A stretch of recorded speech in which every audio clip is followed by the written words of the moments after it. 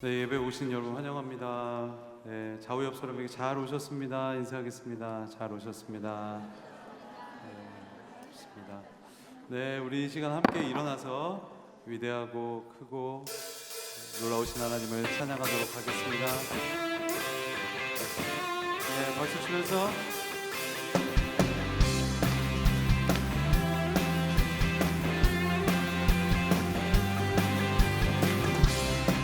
전능하신 하나님 지금 함께 하시니 기쁨으로 주 찬양해 주의 영이 가득해 풍성하신 은혜로 한없는 사랑으로 두려움 떠나가고 모든 결 바꾸셨네. 자유의 위대한 하나님 나와 함께 하시니 내 모든 삶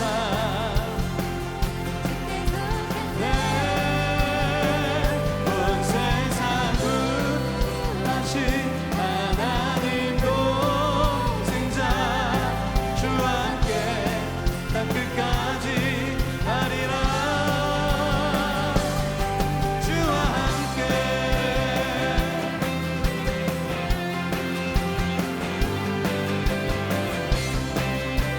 자, 우리 전능하신 하나님이 우리와 함께 하십니다.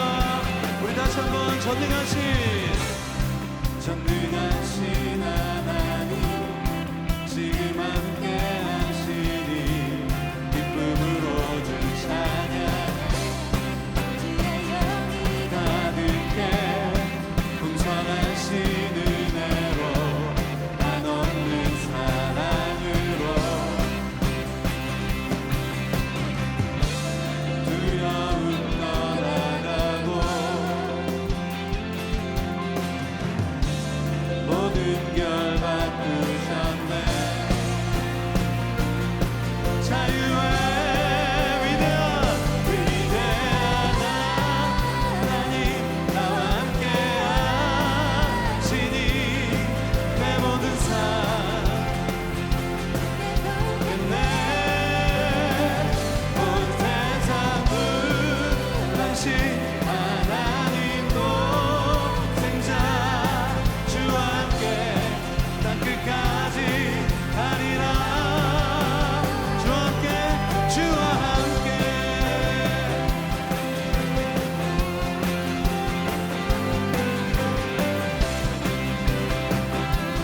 자, 우리 큰 소리로 두려움 떠나가고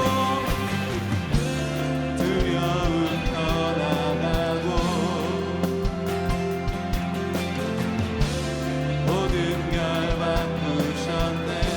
주와 함께 찬양해 주와 함께 선포해 주와 함께 찬양해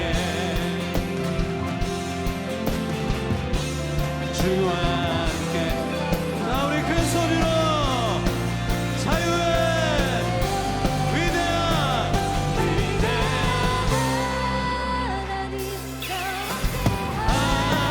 하시니 내 모든 삶 끝내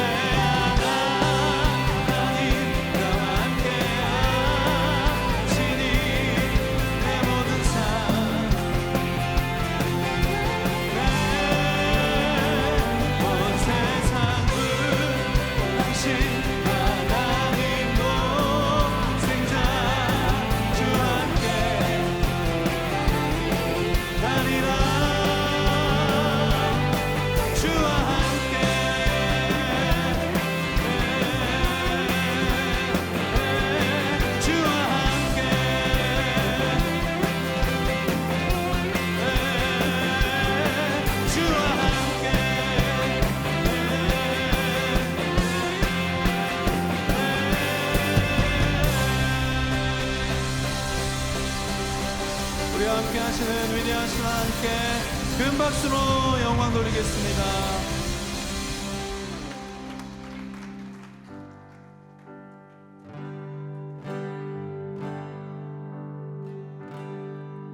내 눈 주의 영광을 보네. 우리 가운데 계신 주님, 그 빛난 영광 온 하늘 덮고 그 찬송은 땅 가득해. 내 눈 주의 영광을 보네. 찬송 가운데 서신 주님, 주님의 얼굴을 온 세상 향하네. 권능의 발을 드셨네. 주의 영광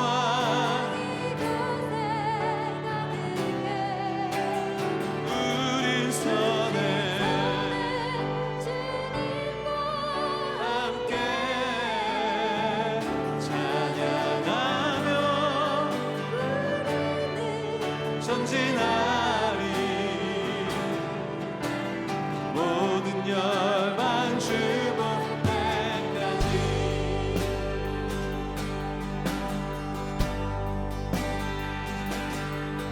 내 눈 주의 영광을 보네. 우리 가운데 계신 주님, 그 빛난 영광 온 하늘 덮고 그 찬송 온 땅 가득해. 내 눈 주의 영광을 보네. 찬송 가운데 서신 주님, 주님의 얼굴은 온 세상 향하네. 강하네. 권능의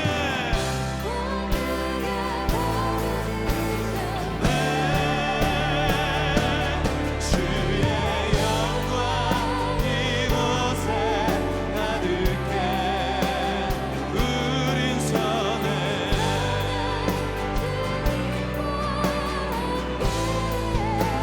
찬양하며 나며 우리를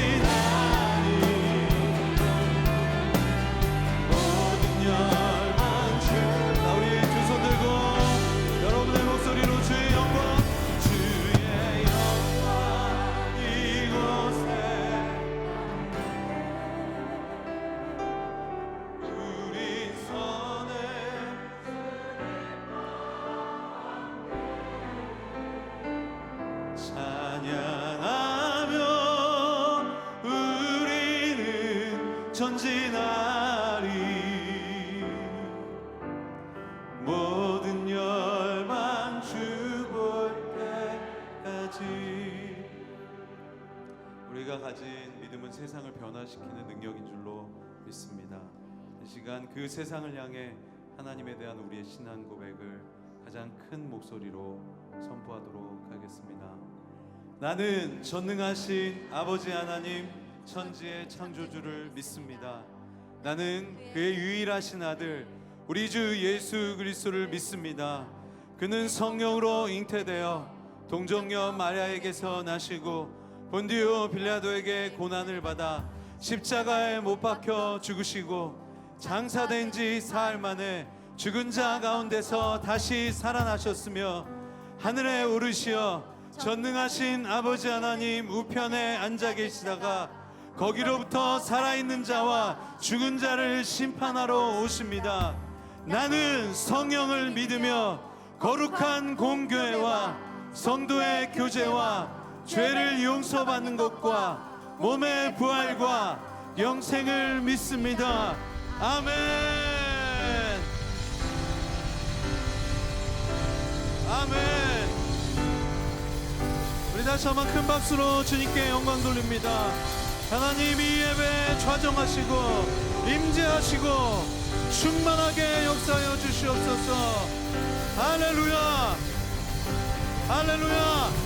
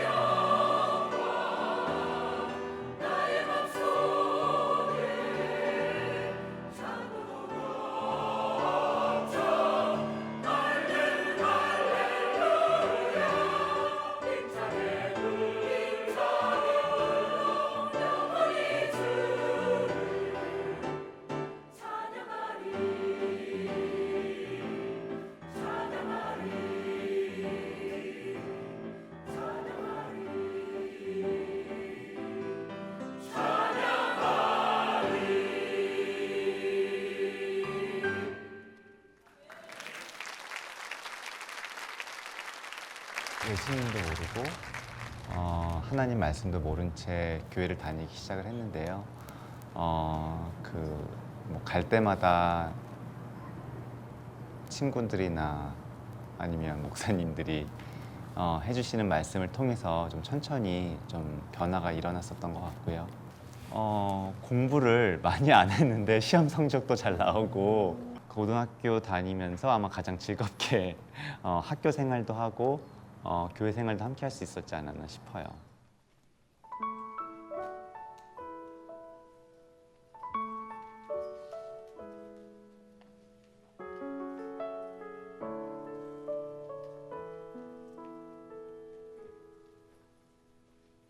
직장 생활하면서 아무래도 또래가 많이 없다 보니까 나이도 같고 또 비슷할 때 이민을 오고 그런 직장 생활을 하면서 많이 남들한테 털어놓지 못했던 이야기들을 이분하고 많이 나눴었는데요. 그냥 뭐 먹고 사는 얘기, 세상 얘기를 했었던 건데 그분하고 더 친해지고 싶은 그런 마음이 제 마음속에 생겼고 그러기 위해서는 정말로 제가 평소에 나누지 못한 그런 뭐 신앙 얘기들을 나누고 싶어서 마침 이제 교회에서 그런 전도 숙제를 줬을 때 그분이 가장 먼저 떠올랐었던 것 같고요. 그런 어색함이 싫었던 것 같아요. 우리 이렇게 잘 지내고 친하게 지내고 있는데 굳이 예수님 얘기를 꺼내서 이분과의 관계가 조금이나마 어색해지면 어떡하나라는 그런 걱정이 됐는데 또 한편으로는 정말 이분과 정말로 절친이 되기 위해서는 그런 부분까지도 나눌 수 있어야 된다라는 그런 마음이 순간 들었던 것 같아요. 제가 고등학교 때 만났었던 친구가 없었다면 저는 아직도 하나님을 모르고 예수님을 영접하지 못한 채 그저 그냥 세상 사는 거에 바쁘게 살고 있을 텐데 그러지 않고 그 친구의 용기가 있었기 때문에 지금 제가 정말로 힘들 때 하나님을 찾을 수 있는 거잖아요.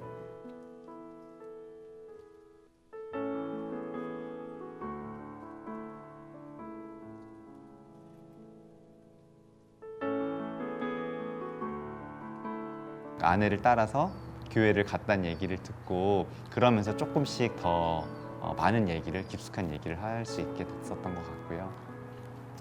그러면서 저도 더 같이 마음을 오픈할 수 있었던 것 같고 제 스스로 하나님께 되게 감사하게 됐었던 것 같아요. 그러니까 하나님께서는 저의 강점을 쓰시지 않고 저의 가장 약한 부분을 들어서 쓰신다는 거를 알게 될 때 정말 하나님밖에 의지할 게 없고 이 세상을 살아가면서 내가 잘나서 이렇게 살고 있는 것이 아니라 하나님께서 그만큼 저를 복되게 살게 해주셔서 이렇게 감사함으로 살고 있지 않나.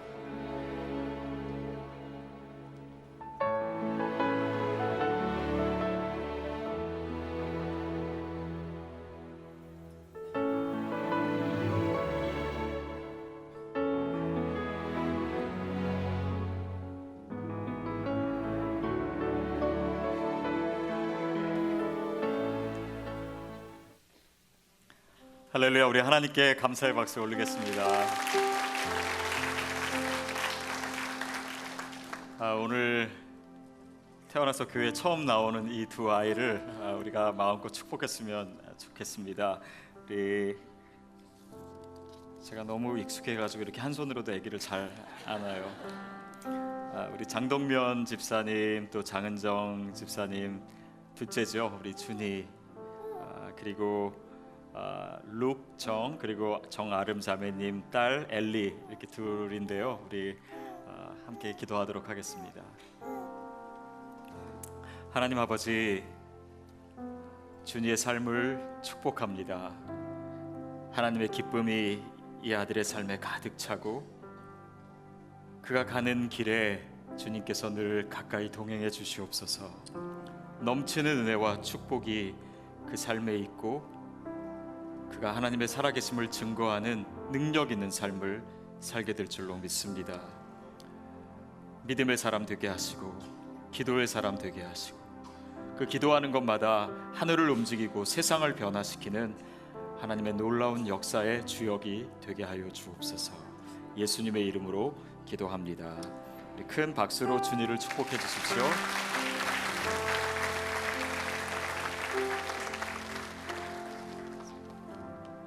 괜찮겠어요? 잠깐만. 우리 함께 기도하겠습니다. 하나님 아버지, 이 아름다운 생명을 축복합니다. 우리 엘리의 삶을 주님께서 놀랍고 멋지게 계획하신 줄 믿습니다. 믿음으로 하나님의 계획을 하루하루 성취하며 기뻐하며 하나님을 찬양하는 인생 되게 하여 주시옵소서. 우리 엘리의 삶에 많은 사람들이 하나님을 체험할 수밖에 없는 그런 놀라운 증거들을 주시고 많은 이들을 옳은 대로 인도하는 별과 같이 빛나는 복된 삶이 되게 하여 주옵소서. 예수님의 이름으로 기도합니다. 아멘. 우리 다시 한번 박수로 축복해 주십시오.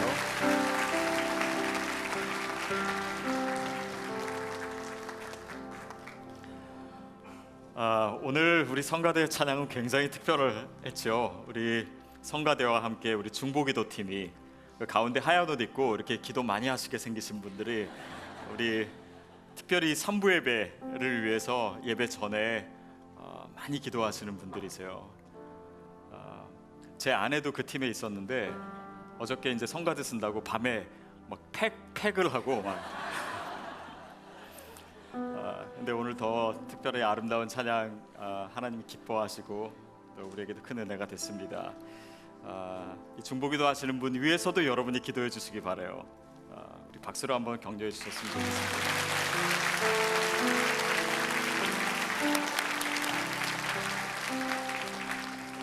한두 가지 광고를 드리면 우리 차세대에서 차세대 부모님을 모시고 함께 예배 드리는 시간을 갖습니다. 주보에 보시면 각 부서별로 시간이 나와 있어요. 그래서 여러분이 그 예배 같이 가셔서 예배하셨으면 좋겠고요.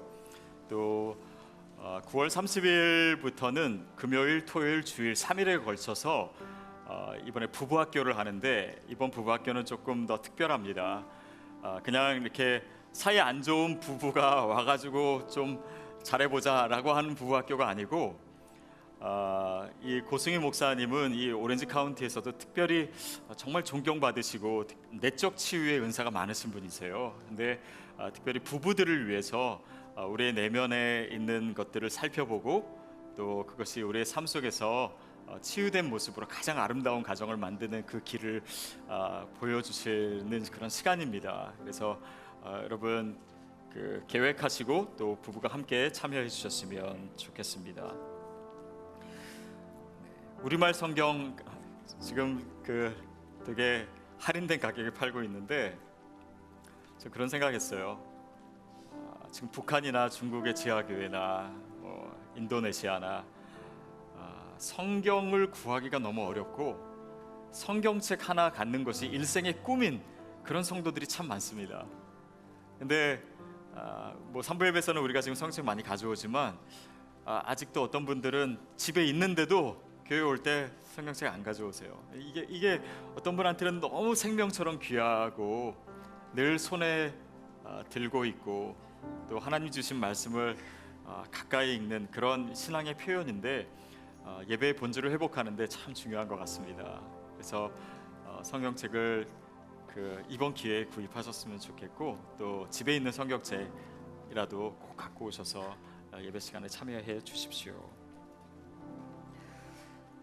네, 나머지는 광고를 참고해 주시면 좋겠습니다. 네, 우리 옆에 있는 분 함께 인사하고 축복하는 시간 갖도록 하겠습니다. 우리 다 같이 일어서서 우리 앞뒤 옆에 또 새로 오신 분, 혼자 계신 분 찾아가셔서 함께 교제하는 시간 갖도록 하겠습니다.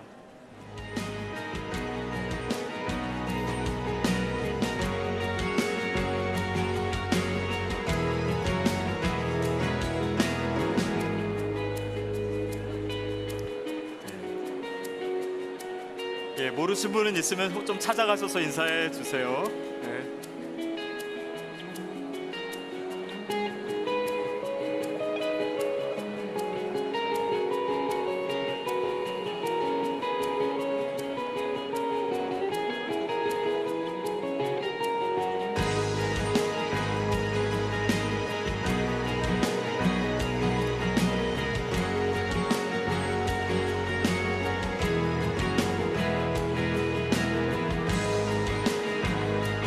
네, 10초 남았습니다.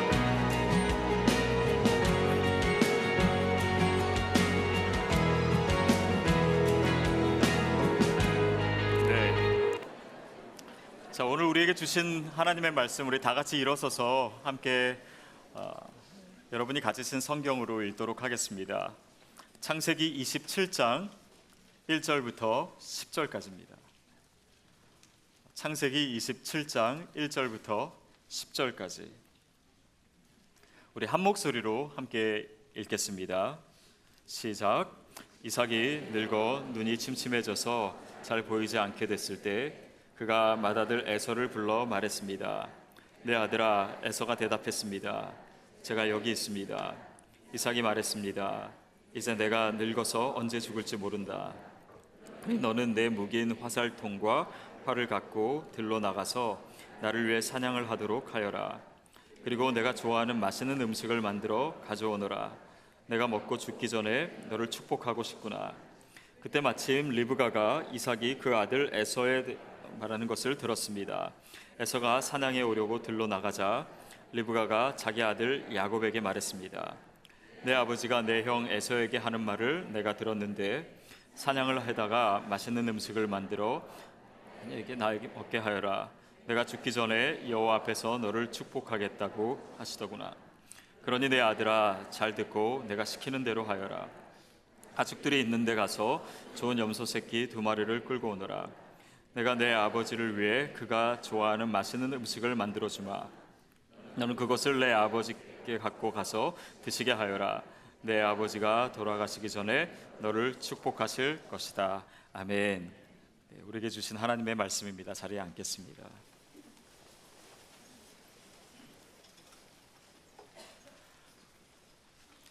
제가 어느 책을 읽다가 이런 내용의 이야기를 본 적이 있습니다. 어느 식당에 그 식당 주인인 젊은 엄마가 한 2-3살 정도 되는 아이에게 막 소리를 지르고 있는 거예요.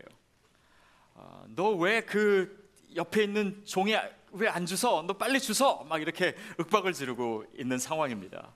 근데 아이는 그냥 꿈쩍도 하지 않고 계속 빽빽 울기만 하는 거예요. 그러니까 엄마는 더 당황스러워지는 것입니다. 막 사람들이 보고 있고, 근데 아이는 말을 안 듣고, 그러니까 결국은 엄마가 포기했어요. 자, 근데 이제 그 상황 속에서 얘기하고자 하는 건 뭐냐면, 이게 단지 엄마와 아이 사이에서만 이루어지는 일 같지만 사실은 이 상황에는 여러 가지 다른 요소들이 있습니다. 이 아이는요, 아마도 사람들이 보고 있으니까 더 이상 엄마가 나를 어쩌지 못할 거다라고 하는 것을 이미 간파했을 줄도 몰라요. 만약에 사람이 없었다라면 그 엄마는 아이를 때려서라도 말을 듣게 했을 것입니다. 그런데 그럴 상황이 아니었어요. 그러니까 아이는 이럴 때는 좋은 무기가 뭐냐면 우는 거예요. 그러니까 막 우니까 엄마는 더 당황스럽고 또 시간이 지날수록 더 상황이 더 이렇게 곤혹스러워지고, 그래서 이 엄마는 뭐 이겨도 망신이고 저도 망신이고 지금 이 아이를 어쩔 수가 없는 거예요. 그래서 결국은 엄마가 휴지를 주워 가지고 아이를 데리고 나갔습니다. 자, 이 상황 속에서 사실은 누가 봐도 엄마가 힘이 세요. 또 엄마니까 훨씬 더 뭔가 이렇게 아이를 어떻게 마음대로 할 수 있을 것 같아요. 그런데 승자는 누구였냐면 아이였어요. 자, 거기에는 여러 가지 요소들이 있습니다. 사람들이 보는 눈이 있을 수 있고요. 그리고 시간이 지날수록 상황이 더 어려워지는 엄마에게 그 시간의 요소도 있고, 또 아이의 눈물이 엄마의 물리적인 힘보다도 훨씬 더 강한 작용을 하는 그런 이게 힘의 복잡한 그물망과도 같은 그런 역학들이 있습니다. 그러니까 우리는 뭔가 이렇게 사건을 보다가도요, 이렇게 단순하게 엄마와 뭐 아이 이렇게 보지만 그 상황이 진행되는 데에는 또 결과가 나타나는 데에는 여러 가지 힘의 작용들이 있다라고 하는 것이에요. 우리 현실의 삶으로 들어와서 봤을 때는요, 이 문제가 더 복잡합니다. 우리는 그냥 단순히 내가 생각하는 그런 관계나 아니면 일, 그래서 그런 결과가 나타날 것 같지만 거기에는 수많은 변수들이 있어요. 또 내가 생각하지도 못하는, 헤아릴 수도 없는 그런 많은 작용들이 있습니다. 인간은 그거 다 계산하지 못해요. 마치 우리의 의식 세계가 무의식의 영향을 받는 것처럼 그거를 어떻게 다 헤아릴 수가 있겠어요? 그런데 여러분, 성경은요, 오늘 우리의 삶에 나타나는 우리가 볼 수 없는, 헤아릴 수 없는 그런 많은 작용들, 그런 상호작용들, 그것을 보여주는 역할을 합니다. 우리의 현실은 굉장히 복잡하지만 사실 성경은 그것에 대해서 굉장히 단순하게 보여주기도 해요. 오늘 우리가 읽은 이 사건, 이 야곱이 에서 대신 축복을 받는 것, 그것은 단순하게 그냥 에서와 야곱과의 관계를 볼 수 있지만 이 배경에는 굉장히 많은 작용들이 있습니다. 오늘 본문 말씀 우리가 1절부터 10절까지 읽었는데요, 사실은 40절까지 다 읽어야지 이야기 내용을 다 알 수가 있습니다. 내용인즉 아버지 이삭이 어느 날 에서를 불렀습니다. 내가 오늘 너를 축복해야 되겠다. 그런데 네가 먼저 사냥을 가서 고기를 잡아가지고 맛있는 요리를 해갖고 와라. 그럼 내가 그것을 먹고 너를 축복해 주겠다. 그래서 에서가 그 얘기를 듣고 사냥하러 나갔습니다. 근데 그렇게 얘기하는 거를 누가 들었냐면 리브가가, 이삭의 아내인 리브가가 들은 거예요. 그래서 당장 작은 아들 야곱에게 얘기합니다.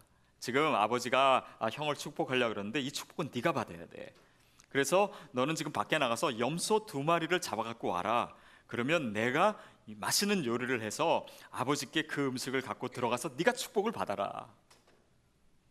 그러니까 야곱이 뭐라 그러냐면, 아니 그렇게 하다가 축복은커녕 저주를 받을지도 모릅니다. 그때 리브가가 뭐라 그러냐면, 그 저주는 다 내가 받고 내가 책임질 테니까 너는 내가 시키는 대로 해. 그래서 야곱을 들여보냅니다. 근데 형과 좀 다르잖아요. 아버지가 물론 눈이 잘 안 보이고 이렇게 귀도 좀 어둡고 그렇게 됐긴 했지만은 그래서 이 에서는 털이 많고 야곱은 이렇게 털이 없고 그러기 때문에 어떻게 했어요? 염소 가죽을 팔과 이 목덜미에 붙인 거예요. 그리고 이삭에게 가서 내가 에서인 척을 합니다. 처음에는 에서가 아니 목소리는 야곱 같은데 팔을 만져보니까 에서 같아가지고 에서가 맞나 보다 이렇게 해서 축복을 다 해요. 그리고 그 자리에서 나옵니다. 그 이후에 에서가 사냥을 다 마치고 음식을 만들어서 왔어요. 그랬더니 이삭이 더 놀라는 거예요. 나는 지금 에서인 줄 알고 이미 축복을 다 했는데. 에서가 다시 아버지에게 부탁합니다. 아버지, 저에게 다시 축복해 주세요. 안 된다. 나는 이미 축복을 다 했다. 너를 위해서 남은 축복은 없다. 내가 한 축복은 네 동생 야곱이 받을 것이다. 여러분, 이 이야기를 듣고 사실 이 현대적인 감각과 또 문화에서는요, 이게 잘 이해되지 않습니다. 어떤 축복을 주는 어떤 권위가 아버지에게 있다는 거는 뭐 어느 정도는 알겠는데 그게 우리가 지금 이해하고 있는 것보다 훨씬 더 절대적이에요. 그리고 동생을 위해서 이미 한 축복을 돌이킬 수 없다라는 것도 사실 이해가 잘 안 돼요. 또 그 아버지의 축복을 절대적으로 믿기 때문에 아들들이 서로 속여서라도, 아니면 정말 위험한 그런 목숨을 걸고서라도 이 축복을 받아내려고 하는 그런 것들이 이 우리의 감각과는 문화와는 조금 다릅니다. 그래서 이것을 잘 이해하기 위해서는 우리가 고대 근동의 문화 가운데 들어가서 이해하는 것이 조금 더 가깝게 느낄 수가 있어요. 그런데 그럼에도 불구하고 이해가 안 되는 것이 있습니다. 그것은 어떻게 동생인 야곱이 속였는데, 거짓말을 했는데 그 거짓말한 야곱에게 하나님은 축복하시고 거짓말도 안 한 괜찮아 보이는 이삭은 축복하시지 않으신 걸까요? 에서는 축복하지 않으신 걸까요? 그러니까 이거는 뭐 아무리 뭐 시대가 다르고 문화권이 다르다고 해서도 이해가 되지 않은 것입니다. 그러니까 단지 고대 근동 문화 가운데 들어가는 것만으로 안 돼요. 또 새로운 차원으로 우리가 들어갈 수밖에 없는 것입니다. 여러분 생각해 보십시오. 우리의 현실의 삶에는 좀 그런 일이 있을 수 있어요. 뭐 예를 들면 치링을 해가지고 시험을 봤는데 걔가 1등을 하고 장학금을 받고, 뭐 현실에는 그런 일이 있기도 합니다. 또 이 노동자를 좀 착취하고 좀 악독 기업이 오히려 수입을 많이 남기고 아주 그 번성하는 기업이 되기도 해요. 능력 있고 진실된 사람을 놔두고 뭔가 불법 선거해가지고 당선이 되는 사람들도 있을 수 있습니다. 그냥 현실에서 그런 일이 일어나면은 우리는 그래 뭐 안 좋지만 있을 수 있지. 그런데 성경에서조차 이것을 용납하는 것을 우리가 읽으면서는 혼란스러워요. 그러지 않습니까? 왜 하나님이 꼭 이렇게 하실까? 제가 지난주에도 우리 뭐 팥죽에 장자권을 판 그 이야기를 나누고 이제 예배를 마치고 뒤에 서 있는데 어느 권사님이 저를 붙들고 계속 얘기하시는 거예요. 어떻게 야곱이 그럴 수가 있냐고. 아니 형한테 그냥 팥죽을 그냥 줘야지. 그거를 장자권을 굳이 요구해가지고 그걸 받아내. 그거 하나님이 그렇게 또 하는 사람을 축복하시냐고. 아니 제가 그런 것도 아닌데 저한테 그냥 계속 그러시는 거예요. 그래서 저도 권사님 저도 잘 이해가 안 돼요. 이렇게 얘기했는데 그 얘기를 들은 것이 오늘 설교의 아주 중요한 동기가 됐습니다. 사실 우리에게도 잘 이해가 안 돼요. 그런 질문이 여전히 남습니다. 정말 속임수를 써서라도 하나님은 그렇게 우리를 그런 방법으로 축복하시는 것을 하나님이 과연 괜찮아 하실까? 성경이 그거에 대해서 별로 설명해 주려고 하지 않는 것 같습니다. 성경이 이렇게 뭔가 그런 결과가 있으면 야곱을 좀 더 좋게 이렇게 두둔해서 얘기를 해주고 아니면 에서의 조금 나쁜 점을 더 이렇게 드러내가지고 이 독자들로 하여금 뭔가 이렇게 설득되게끔 그렇게 하지 않아요. 또 왜 속이는 자가 복을 받는지 그 이유에 대해서 설명하지도 않습니다. 성경은 우리를 납득시키려고 하기보다 뭔가 더 의아하게 하고 더 놀라게 하려는 그런 의도로 이 얘기를 진행하는 것 같아요. 이 이야기뿐만 아닙니다. 뱃속에 쌍둥이가 이렇게 있을 때 왜 아무 이유 없이 동생이 형을 다스릴 거라고 얘기하신 것도, 그렇게 약속하신 것도 사실 이해되는 건 아니에요. 팥죽을 팔아가지고 장자권을 쟁취하고 그것을 성경이 인정해 주는 것도 잘 이해가 안 돼요. 오늘 사건도 마찬가지입니다. 특별히 뭐 지난주 사건은요, 뭐 장자권을 뺏었다고 하지만 최소한 속이는 거, 거짓말은 없었어요. 그런데 오늘 사건은 아주 비열하게 거짓말을 하고 속이고 그렇게 하고 축복을 받고, 그리고 실제로 하나님은 야곱의 삶을 축복하시고 하나님의 약속을 주시고, 이해되지 않는 것입니다. 자, 그런데요, 이렇게 이해되지 않는 상황의 한 끝에는요, 또 다른 세계가 펼쳐지고 있습니다. 그것이 바로 무엇이냐면 은혜라고 하는 것이에요. 은혜입니다. 오늘 이 야곱과 에서의 이야기를 풀 수 있는 열쇠가 바로 그 개념 안에 있습니다. 사실 이 야곱과 에서는요, 둘 다 은혜를 보여주는 삶을 우리에게 나타내고 있어요. 야곱은 뭐냐면 자격이 없는데 뭔가 뭐 신체적으로도 약하고 서열도 낮고 뭔가 이렇게 도덕적으로도 그렇게 좋지 않고, 그런데 자격이 아무런 복을 받을 자격이 없는데 복을 받는 거예요. 은혜입니다. 반면에 에서는 뭔가 자격이 있는 것 같아요. 서열도 높아요. 뭐 힘도 더 세요. 그리고 뭐 그렇게 특별히 잘못한 것도 없어요. 그러면 하나님께서 더 축복을 해주셔야 될 것 같은데, 여기서 보여주는 건 뭐냐면 하나님의 은혜와 하나님의 복이 우리가 가진 것에 근거하지 않다라고 하는 것을 보여줘요. 축복의 선물은, 은혜는 하나님께 속한 것이고 하나님이 일방적으로 주시는 것이지, 내가 가진 것, 내게 있어서 뭔가를 요구할 만한 근거, 여기에 기초해 있는 것이 아니라고 함으로써 은혜를 우리에게 다시 한번 보여주는 거예요. 사실 속임수와 축복은요 연결될 수 없습니다. 거기에 인과관계가 있을 수가 없어요. 하나님의 축복을 받는 것은 받는 것이고 속이는 것이 이유가 될 수 없고 원인이 될 수 없어요. 그렇다면 우리가 속이면 축복을 받나요? 이건 말도 안 되는 것이에요. 근데 그것이 가능한 유일한 상황은 바로 은혜라고 하는 상황입니다. 우리는 이 이야기를 읽으면서요 한편으로는 에서에게 동정심을 가져요. 그래, 하나님이 에서를 차라리 축복하셔야지. 뭐 크게 잘못한 것도 없는데 왜 야곱이 복을 받나? 그런데 성경은요 우리가 지금 가지고 있는 이 동정심보다도요 훨씬 더 깊고 훨씬 더 감동적이고 훨씬 더 놀라운 차원으로 우리를 인도하고 있는 것입니다. 우리는 에서에게는 동정심을 가져요. 그러나 속이고 복을 쟁취한 야곱에 대해서는 동정심을 별로 느끼고 싶어 하지 않습니다. 그러나 하나님께 있어서는요 그 야곱마저도 은혜의 자리에 설 수 있는 거예요.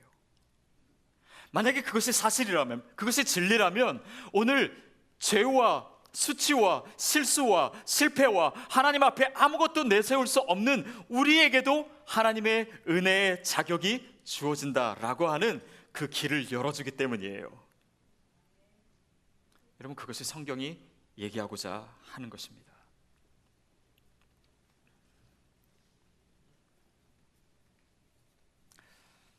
세상의 도덕이나 상식이 사실은 중요해요.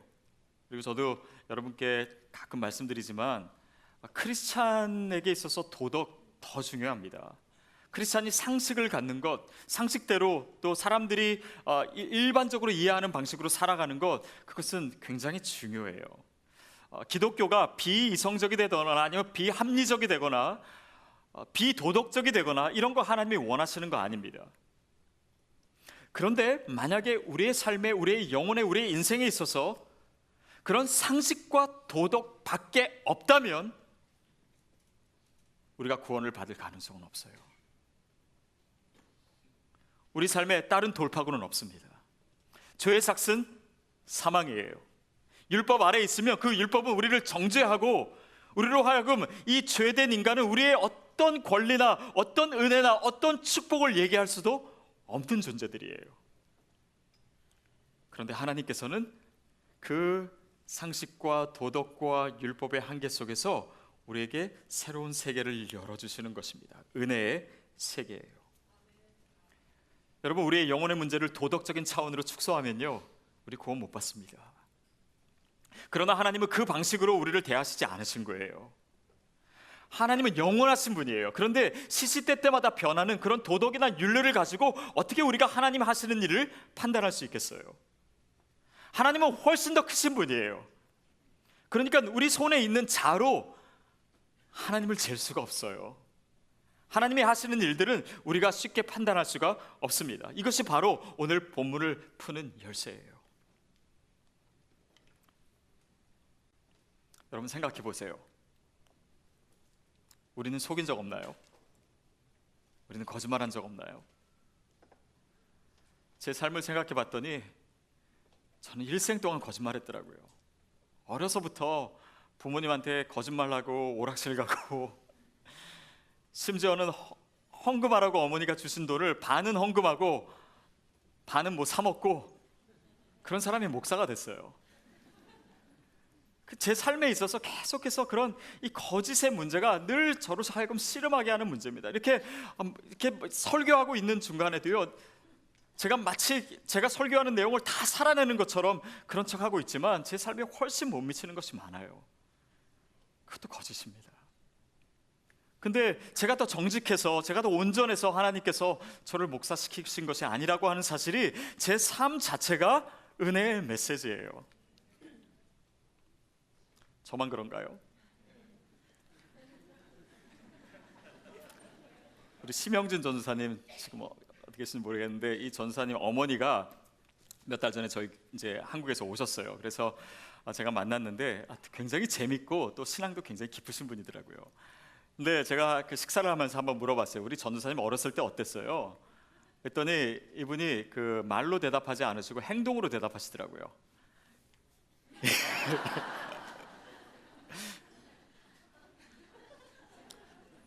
근데 저도 그랬어요.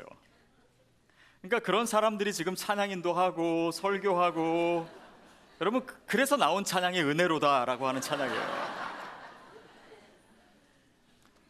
여러분 저도 이렇게 고백합니다. 그러니까 여러분도 한번 솔직해지세요. 여러분 속인 적 없어요? 부모님 속인 적 없으십니까? 혹시 남편과 아내 속인 적 없으세요? 혹시 사업하면서 다른 사람 속이고 내 이익을 취한 적 없습니까? 세금 내는 데 있어서 속이고 눈가림한 적 없습니까? 하나님 앞에서는 정직했나요? 하나님이 주셨는데 다 내가 한 것처럼 그렇게 하나님 앞에 서 있은 적 없으셨나요? 헌금 속이신 적 없나요? 내가 다 하나님을 위해서 한다라고 했지만은 사실은 나를 위해서, 사람들에게 인정받기 위해서 한 적 없나요? 여러분 그렇다면 우리는 야곱을 비난할 수 있을까요? 하나님 불공평하다고 얘기할 수 있을까요? 왜 하나님 그런 야곱을 축복하세요? 나는 속이고 거짓말하고 하나님의 은혜를 너무나 당연하게 지금 다 누리고 살면서 야곱은 그럴 수 없다고, 하나님 그럴 수 없다고 얘기할 수 있나요? 여러분 우리가 지금 속임수를 써도 된다라고 얘기하는 거 아닙니다. 거짓말을 해서라도 축복을 받아내야 된다, 그런 교훈을 얘기하는 것이 아닙니다. 그런데 야곱은, 하나님께 있어서 야곱은 그 축복과 은혜의 대상에서 제외되지 않았어요. 여러분 그것이 우리에게 소망을 주는 것입니다. 그것이 우리로 하여금 우리가 실수했고 우리가 실패했고 과거에 수치스러운 일들이 많고 거짓말도 많이 했고, 그럼에도 불구하고 하나님의 은혜의 자리에 나아갈 수 있는 그 길을 하나님께서 이 이야기를 통해서 보여주시는 거예요. 그게 은혜입니다. 저와 여러분이 받은 은혜예요. 사실 성경은요 계속해서 이 이야기하고 있는 거예요. 술주정뱅이였던 노아를 하나님은 당대의 가장 의로운 사람이다, 이렇게 추켜 올리십니다. 그렇게 인정해 주세요. 모세는 살인을 했습니다. 근데 그 살인자가 나중에는 이스라엘 백성을 구원하는 그 구원 역사의 가장 위대한 지도자가 돼요. 하나님이 그 인생을 그렇게 만들어 주세요. 여호수아는 겁도 많고 믿음도 별로 없고 맨날 두려워했던 사람입니다. 그러나 그를 통해서 가나안 땅에 전쟁들을 승리하게 하시고 그 땅을 차지하게 하세요. 다윗은 가늠한 사람입니다. 살인자예요. 그러나 하나님은 그 인생을 통해 이스라엘의 가장 위대한 왕으로 만들어주세요. 예수님의 12제자, 예수님이 다 배신하고 도망간 그런 사람들입니다. 근데 인류의 역사를 바꿔놓는 12사도로 만들어주셨어요. 예수 믿는 사람 다 잡아들이고 죽이던 사도 사울은 인류 역사상 가장 위대한 선교사가 됐습니다. 그게 성경이 우리에게 계속해서 얘기하고 있는 것이에요. 자격이 없는데 하나님 은혜를 주시는 거예요. 나를 봐서는 아무 축복도 요구할 수 없는데 말도 안 되는 은혜와 축복을 허락하시는 거예요. 그것이 나에게서 근거한 것이 아니라 오직 예수 그리스도로 인해서, 그의 십자가로 인해서 우리가 구원받고 그분의 은혜를 받을 수 있는 자격이 있는 것처럼 우리를 의롭다고 하신 거예요. 그것이 우리가 믿고 있는 복음의 핵심입니다. 이것이 은혜예요. 여러분 그 속임수를 쓰는 야곱을 사랑하신 하나님의 사랑, 그것이 똑같이 나를 향한 하나님의 사랑입니다. 그 하나님이 동일하신 하나님이에요. 같은 은혜예요. 그러니까 이 모든 인과관계와 상식과 도덕을 뛰어넘어서 다른 세계를 우리에게 보여주신 것이고 우리가 그것을 체험하게 된 것입니다. 몇 주 전에, 그때가 아마 금요일 밤이었을 거예요. 근데 이제 제가 제 사무실에서 그때 좀 밤 늦게까지 설교를 준비하고 있었어요. 근데 한참 이렇게 하고 있는데 어느 꼬마애가 갑자기 제 방문을 박차고 들어오는 거예요. 그래서 깜짝 놀랐습니다. 한 6살, 7살 그런 남자아이인데, 그래가지고 제가 놀라가지고 너 누구니? 그랬더니 지금 술래잡기 하는데 숨을 데가 없어가지고 들어왔다는 거예요. 마침 저희 딸아이가, 첫째 딸아이가 그 방에 있었는데 걔도 놀라가지고 그 얘기 듣고 헐 그러더라고요. 근데 이 아이는 뭐 아마 뭐 알았는지 모르는지 모르지만은 친구들이 이 방까지는 안 들어올 거다, 특별히 이 목사님 방이니까 아이들이 나를 찾아오질 않을 거야 라고 하는 이 공간의 특수성을 다 생각했는지도 모르겠어요. 그리고 한참을 기다리다가 나중에 술래가 포기할 때쯤 유유히 나갔습니다. 여러분, 저는 그 상황을 생각해 보니까 너무 재밌기도 하지만은 이게 굉장히 의미가 있는 거예요. 아마도 다른 친구들은 그 방에 들어간 것이 반칙이라고 얘기할 수도 있을 거예요. 그 일종의 속임수다라고 우기는 아이도 있을 수 있습니다. 그런데 제 눈에는 그냥 귀여운 거예요. 여러분, 여기에 믿음의 비밀이 있습니다. 더 이상 숨을 곳이 없고 빠져나갈 곳이 없고 세상의 생각과 방식과 도덕으로는 우리가 거할 곳이 없는 것 같은데 하나님은 은혜의 방을 열어주시는 거예요. 우리가 그것을 발견한 것입니다. 그리고 그 은혜의 자리에 들어갔더니 거기에 하나님이 계시는 거예요. 주님을 만나는 것입니다. 여러분, 오늘 이 세상이 생각하는 그 방식으로는 발견할 수 없는 방이에요. 그러나 우리가 믿음으로 그 방의 문을 열 때 거기에 하나님이 계시는 것을 우리가 발견하고 주님을 만나고 주님께서 나를 그냥 용납해 주시는 그 사랑, 그것이 바로 복음이 얘기하는 것이고 오늘 야곱의 이야기가 증거하는 것이죠. 모든 가능성의 문이 닫혔을 때도, 어떤 길도 찾아볼 수 없는 그런 상황에서도 하나님은 나를 맞아주세요. 다른 사람이 나를 다 손가락질하고 나를 다 비난하는 그 순간에도 하나님은 나를 축복하십니다. 나에게는 어떤 가능성도 없어 보이고 내 스스로도 나에게 절망하고 나를 용서할 수도 없는 그 상황에서도 하나님은 나를 용서하세요. 그것이 우리가 받은 은혜예요. 복음입니다. 어떻게 보면 에서가 강자 같고 야곱이 약자 같아요. 야곱은 뭐 아무것도 받을 만한 자격이 없고, 에서는 서열도 높고 힘도 세고 뭐 됨됨이도 괜찮고, 야곱은 됨됨이도 안 좋고 그가 가진 것으로는 아무 축복도 받을 수 없는 그런 자처럼 여겨져요. 그런데 하나님은 야곱을 축복하셨어요. 도무지 생각할 수 없는, 도무지 기대할 수 없었던 복입니다. 여러분, 그 방정식을요 우리는 풀 수 없어요. 그런데 우리가 풀 수 없는 그 방정식이 바로 저와 여러분이 구원받고 저와 여러분이 은혜 받고 저와 여러분이 하나님의 복을 받은 이유입니다. 여러분, 이 영적인 세계는 굉장히 복잡해요. 우리의 현실의 삶도 복잡합니다. 그런데 이 복잡한 이 수많은 요인들과 이런 역학들, 이런 것들을 성경은 가장 단순하게 얘기해요. 그것이 바로 은혜라고. 우리는 다 헤아릴 수 없어요. 이 인과관계를 다 따질 수 없습니다. 내가 왜 축복을 받는지 우리는 다 알 수 없어요. 하나님이 나를 왜 구원하셨는지, 다른 사람이 아니라 나를 왜 특별히 사랑하셨는지 우리가 그것을 어떻게 설명해낼 수 있겠어요? 그냥 그 은혜예요. 하나님이 아시는 하나님의 방법입니다.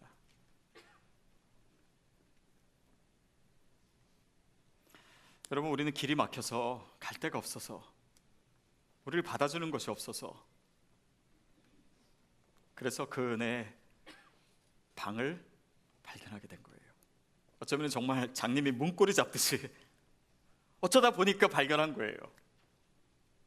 그 은혜를 받았습니다. 그 하나님의 사랑과 은혜가 일방적으로 나에게 주어졌어요. 아무런 자격도 없는 저와 여러분에게. 그렇다면 우리는 뭘 할 수 있겠습니까?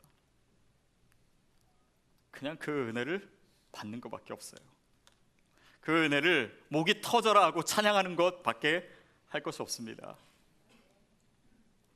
그리고 한 걸음 더 나갈 수 있다면 이제는 그 은혜를 보여주는 삶을 사는 거예요. 그게 우리에게 주어진 숙제입니다. 이 숙제를 해야지만 은혜 받는 건 아니에요. 그러나 우리가 진짜 은혜를 받았다면 다음 한 주간도 하나님의 은혜를 보여주는 삶을 사십시오. 그것이 내가 은혜를 받았다는 증거입니다. 내게 주신 축복과 하나님의 선물이 나에게 근거한 것이 아니다라고 하는 것을 보여주는 유일한 방법이에요. 여러분, 혹시 우리 삶에 실패가 있었습니까?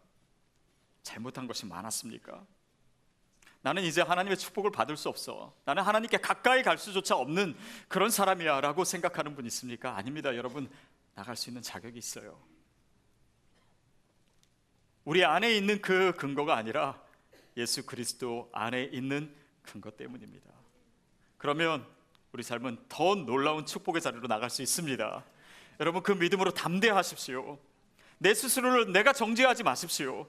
세상의 잣대로 내 가능성을 스스로 차단하는 것이 아니라 오늘 하나님께서 나에게 주신 그 구원의 은혜처럼 내 삶도 더 놀라운 하나님의 축복을 받을 수 있습니다. 그 놀라운 은혜 가운데 계속 거하고 주님을 찬양하시는 우리 모두가 되기를 축복합니다. 같이 기도하겠습니다. 그 자리에 일어서서 우리의 기도 가운데 주님을 높였으면 좋겠습니다. 하나님, 감사합니다. 주님, 저에게는 아무런 자격 없는데 저는 속이는 자고 거짓이 내 삶을 떠나지 않는 그런 존재인데 하나님, 어떻게 내 삶을 이렇게 축복하셨습니까? 그 죄책감 가운데 내가 주님께로 가까이 갈 수 없을 줄 알았는데 주님이 나에게 먼저 다가오셨어요. 하나님, 그 주님을 찬양합니다. 우리가 뭔가를 해야지만 주님의 은혜를 받는 거 아닙니다. 내가 뭔가를 대가를 치러야지만 하나님이 나를 고쳐주시는 것이 아니에요. 하나님이 일방적으로 예수 그리스도를 통해서 오늘 나에게 찾아오십니다. 여러분, 기도 가운데 그 주님을 높이시고 주님을 만나게 되기를 바랍니다. 우리 함께 기도하겠습니다. 하나님 아버지, 주님을 찬양합니다. 주님을 높여드립니다. 주님의 이름을 자랑합니다. 나를 구원하신 그 하나님 감사합니다. 주님, 제가 누구이간데 하필이면 나를 부르시고 나를 사랑하시고 나에게 은혜와 축복을 주셨습니까? 주님, 나는 자격이 없습니다. 나는 내 스스로조차 용납할 수 없는 사람입니다. 그러나 주님, 오늘도 나를 사랑하시고 내가 이해할 수 없는, 내가 풀 수 없는 그 놀라운 주님의 은혜를 나에게 주시니 감사합니다. 하나님, 주님을 노래하며 찬양하겠습니다. 그 은혜를 드러내겠습니다. 하나님, 그 은혜를 찬양하겠습니다. 항상 그 기쁨과 감격 가운데 거하기를 원합니다. 성령님, 역사하여 주옵소서. 우리의 수치스러운 과거까지도 용서하시고 우리의 실패와 우리의 죄와 우리의 연약함을 그대로 끌어안으시는 그 하나님 앞에 나아갑니다. 성령님, 은혜를 부어주시옵소서. 주님, 도와주시옵소서. 그 은혜를 드러내고 그 은혜를 증거하는 하나님의 사람 될 수 있도록 주님 도와주시옵소서. 주님 도와주시옵소서. 주님 도와주시옵소서.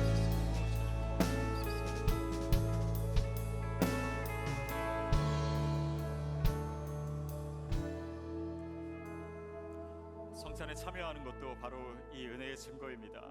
우리는 이 잔에, 이 떡에 도무지 참여할 수 없는 사람들이에요. 죄 있는 인간은 하나님께 가까이 갈 수조차 없습니다. 그러나 이 성찬은 주님께 가까이 갈 뿐 아니라 주님이 내 안에 들어오세요. 그 놀라운 은혜를 놓치지 마십시오. 우리가 성찬에도 참여하고 이 시간 주님을 예배하기를 원합니다. 자유롭게 예배하십시오. 주님을 만나십시오. 그 은혜의 방 안으로 들어가십시오. 거기서 주님을 찬양하십시오. 주님을 만나십시오. 찬양 가운데, 기도 가운데 주님을 깊이 체험하는 이 예배의 시간이 되기를 바랍니다. 함께 주님을 예배하겠습니다.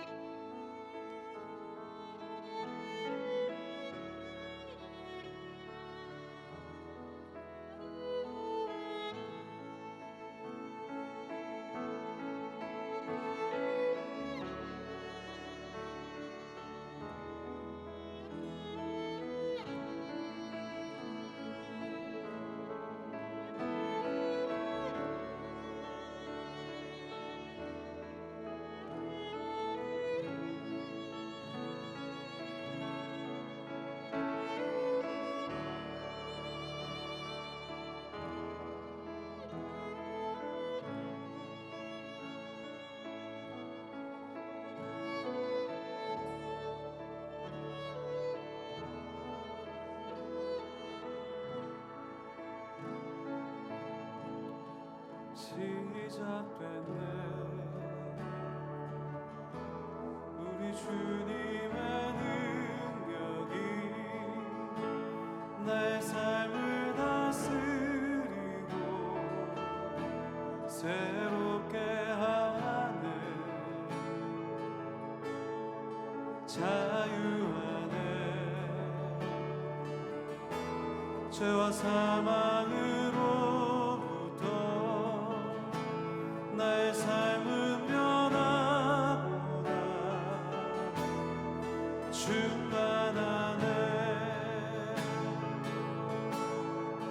은혜로다. 주의 은혜 한량없는 주의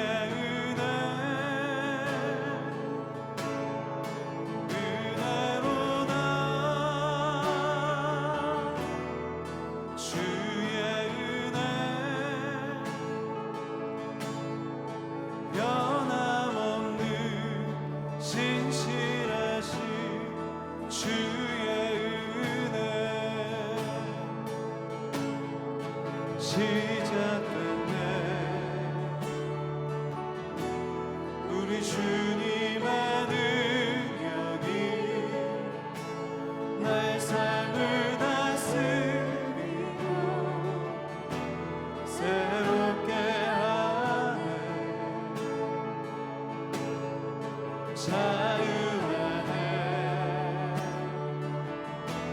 죄와 사망으로부터 나의 삶은 변화보다 충만하네. 은혜로다.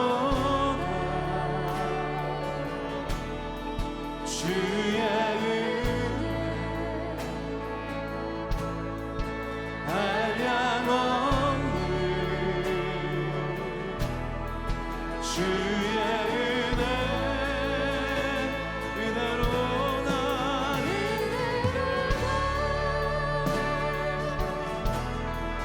주의 은혜 변함없는 신실하신 주의 은혜 은혜로다. 모든 것이 주의 은혜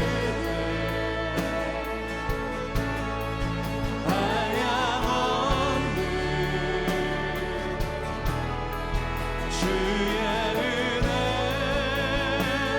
은혜로다.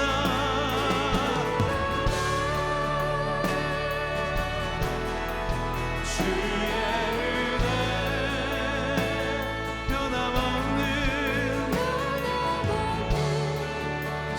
신실하신 주의 은혜 은혜로다. 은혜로다. 모든 것이 주의 은혜 한량없는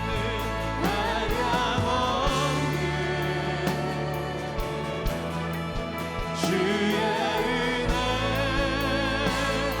은혜로다.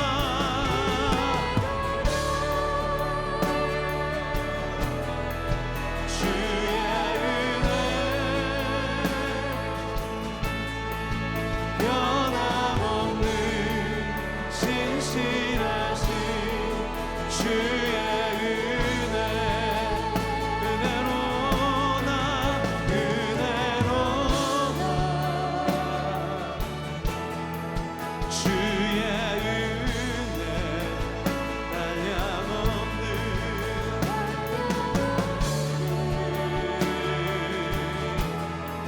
주의 은혜 은혜로다.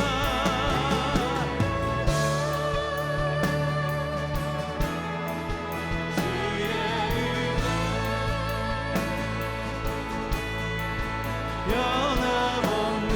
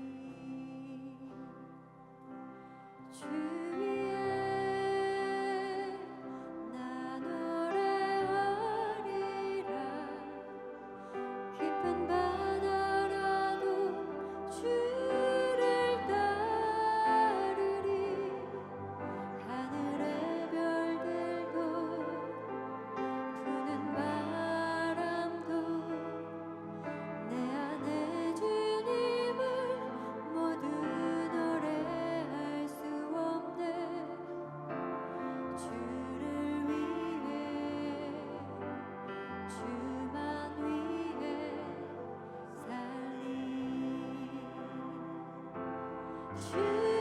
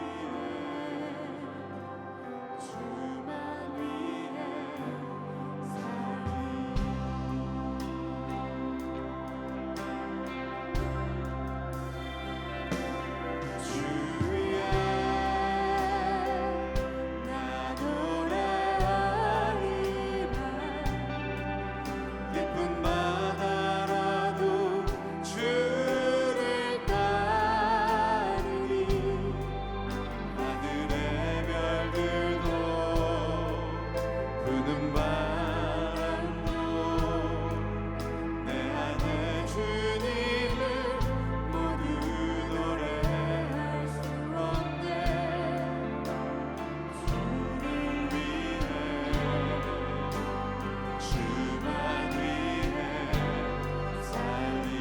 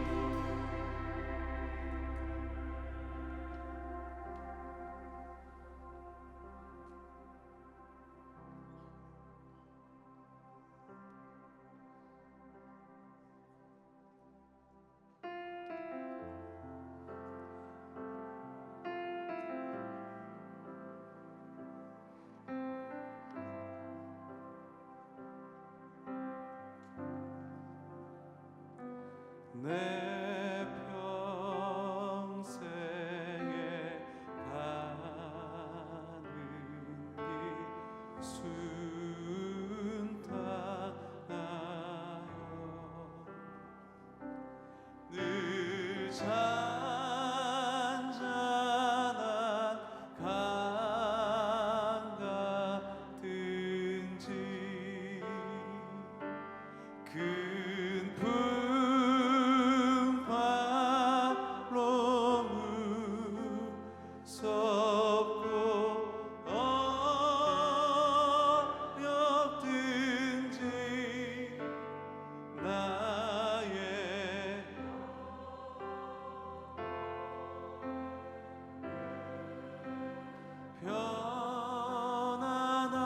편안한 내 평생에 가는 길 내 평생에 가는 길 순탄하여 늘 잔잔한 강 같은지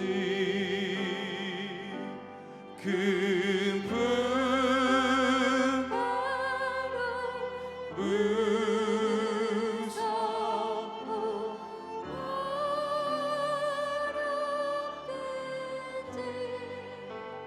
나의 영혼 늘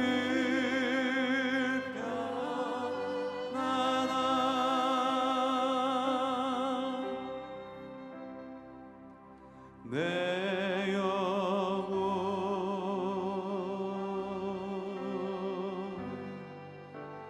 평안해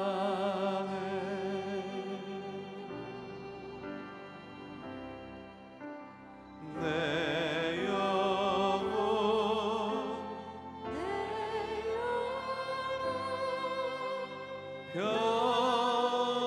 평안해 함께 일어나서 찬양하겠습니다. 내 지은 죄 내 지은 죄 주 봄빛 같더라도 주 예수께 나아뢰며 그 십자가 피로 다시 쓰사 있는 보다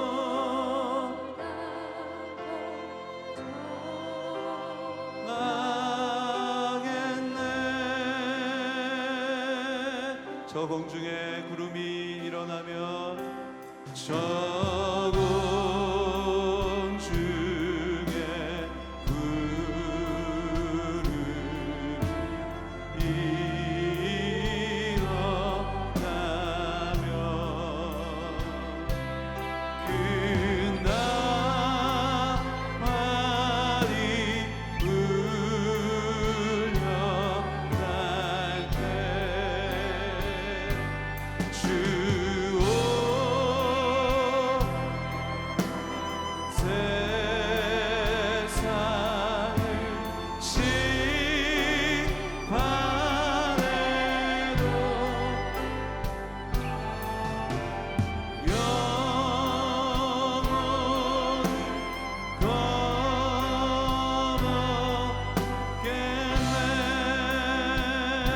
저 공중에 구름이 일어나면 저 공중에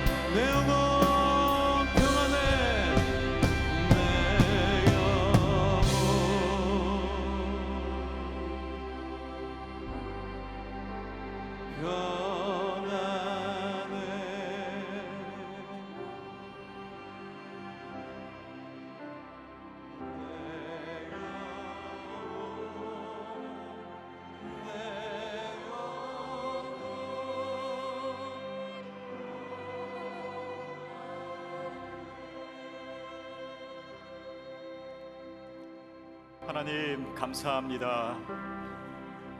주님의 은혜를 찬양합니다. 때때로 내 삶이 주님의 은혜를 떠나 있다고, 나는 주님의 은혜와 축복을 받을 수 없다고 생각할 때도 있었습니다. 내 죄 때문에, 나의 거짓 때문에, 나의 위선 때문에 나는 하나님의 자녀로서 마땅히 누려야 될 그 약속과 축복을 받지 못했다고 생각했습니다. 그러나 하나님, 오늘 우리 앞에 그 은혜의 길을 열어주시니 감사합니다.